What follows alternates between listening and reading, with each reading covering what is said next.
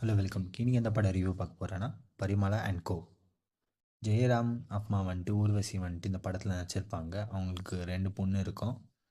அந்த ஏரியாவில் வந்துட்டு ஒரு லோக்கல் காய் இருப்பார். அவர் வந்துட்டு சாண்டி. அவர் பேர் வந்துட்டு வர்கீஸு. போதை பொருளெல்லாம் வச்சுருப்பார். சில சின்ன சின்ன ரவுடிசமெல்லாம் பண்ணுவார். ஜெயராம் சின்ன பொண்ணை வந்துட்டு சாண்டி வந்துட்டு லவ் பண்ணுவார். லவ் டார்ச்சர் கொடுப்பாரு. இந்த டார்ச்சர் வந்துட்டு தாங்க முடியாமல் இந்த ஃபேமிலி வந்துட்டு பிளான் பண்ணி அவனை கொலை பண்ணிடலான்ட்டு. அம்மா வந்துட்டு இது தப்புன்ட்டு பண்ண மாட்டாங்க. அம்மா பார்த்தா வர்கீஸ் வந்துட்டு யாரோ கொலை பண்ணிட்டுருப்பாங்க. அது யார் கொண்டாங்கன்ட்டு போலீஸ் வந்துட்டு இன்வெஸ்டிகேட் பண்ணோம். அதுக்கப்புறமா என்னாச்சு இந்த படத்தோட கதையாக இருக்கும்.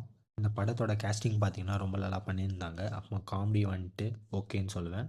காமெடி ட்ரை பண்ணியிருக்காங்க, அது சரியாக ஒர்க் அவுட் ஆகல. அப்புறம் த்ரில்லிங் வந்துட்டு அதுவும் சரியாக ஒர்க் அவுட் ஆகல படத்தில், ஓகேன்னு சொல்லுவேன்.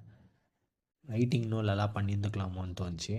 ஏன்னா காமெடியாக சரியாக இருந்ததில்ல. அப்போ எக்ஸ்பெக்டேஷன் ஜோன் ஒரு த்ரில்லிங் எக்ஸ்பெக்டேஷன் இருந்துச்சு, ஆனால் அதுவும் இல்லை.